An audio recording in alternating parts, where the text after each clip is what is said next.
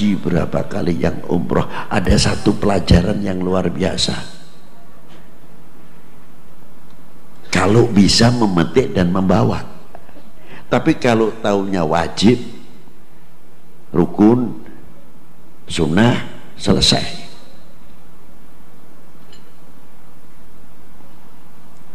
Saya contohkan, kalau orang menanam pohon-pohonan asal hijau itu bagus. Tapi lebih baik menanam pohonan, ini ada tanaman kumis kucing, ada buah delima, ada pohon delima, ada pohon desang kaba, ada tapak liman, dan lain sebagainya. Paling tidak akan mengetahui manfaatnya obat-obatan herbal yang ada dalam tubuh-tubuhan tersebut, karena tahu kumis kucing adalah untuk obat ini, yang satu untuk obat ini, bukan sekadar menanam. Kalau sekadar menanam banyak, yang penting rindang, sejuk, masalah manfaatnya wallahu a'lam. Nah, ketika kita haji pakai umroh, pakaian ikhram, hebatnya ketika menggunakan pakaian ikhram, rambut satu saja jatuh, kena sisir, kita kena dam.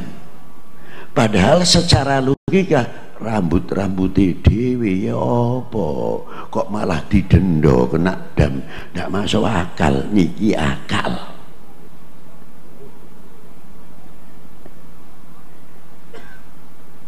Kalau dipikir, lu rambutnya sendiri kok.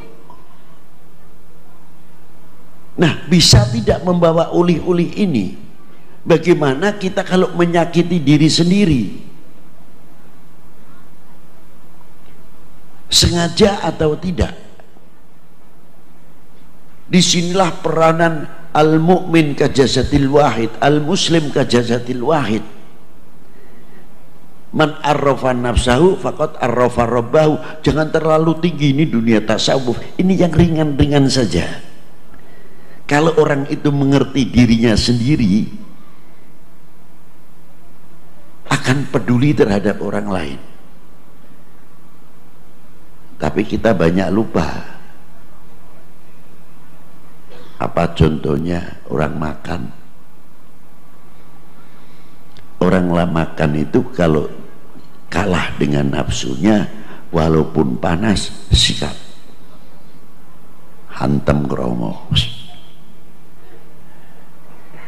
karena dituntut nafsunya lapar. Tapi kalau sadar, saya bertanya, kepedulian mulut terhadap pencernakan itu apa? Mulut dikasih gigi, pencernaan tidak ada giginya, alat penggilas yang bercampur lemak, dalamnya seperti anduk.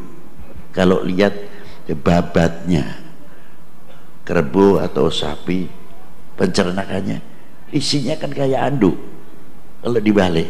Nah, pencernakan manusia itu ada istilahnya babat yang melempit gitu. Itu penggilasan apa makanan yang kita cerna. Nah, tugasnya gigi membantu, peduli terhadap pencernakannya. Ayo dimamah yang benar, supaya pencernakan ini mamahnya halus, lebih baik penghasilannya. Jadi kerjasama antar mulut dan pencernakan, bukan kerjasama makanan di mulut dengan nafsunya. Itu bedakan. Kalau kerjaan makan ini dengan nafsunya, blek, hop, hop, hop, hop, hop, pedes ya sikat, jangan panas ya sikat.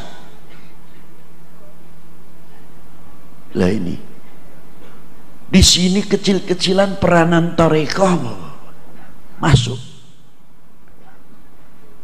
Saya rasa ngomong tasawuf sing dhuwur-dhuwur, tarekoh sing cendek-cendek aneh.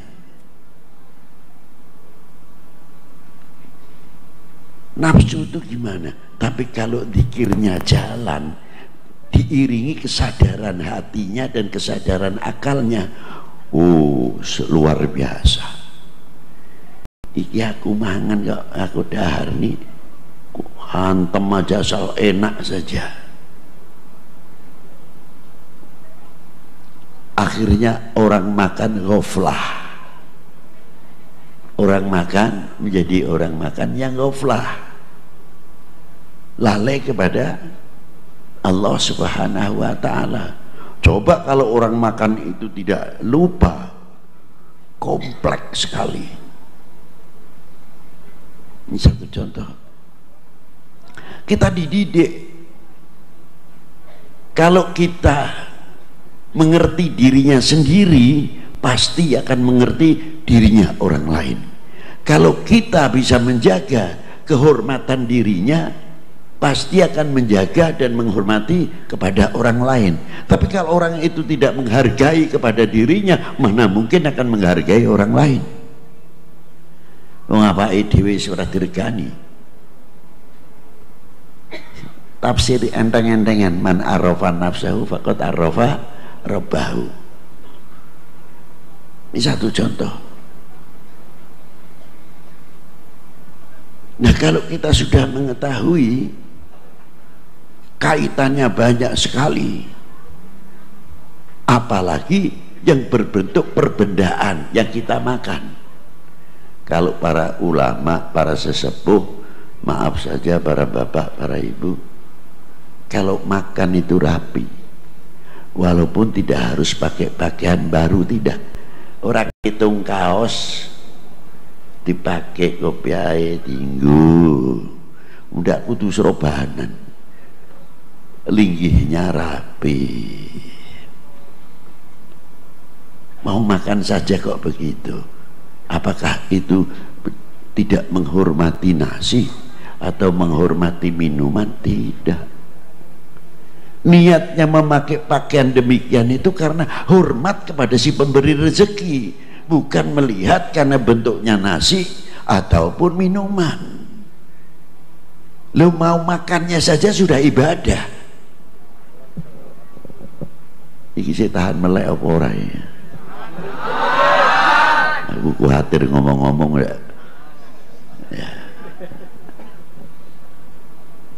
Itu satu contoh. Nyun sewu, nek sakit sing mriki rada mriko ya nyun sewu niku ibu-ibu melas niku. Lu kok keplok kaya nonton bal ae. Tuh. Ini satu contoh.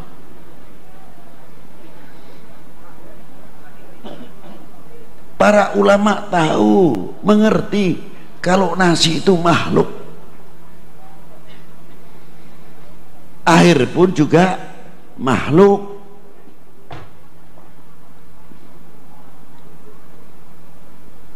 Jadi kalau mau mencari kesyirikan tidak usah jauh-jauh. Kuburan kok jadi sasaran. Terkadang kita ngomong sirak sirik perkara ziarah kubur, tidak usah jauh-jauh masalah kesyirikan. Orang sehat, orang penyakitan,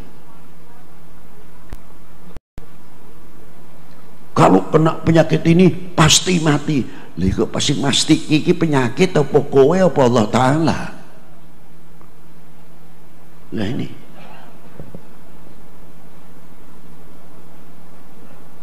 belajar ilmu tauhid.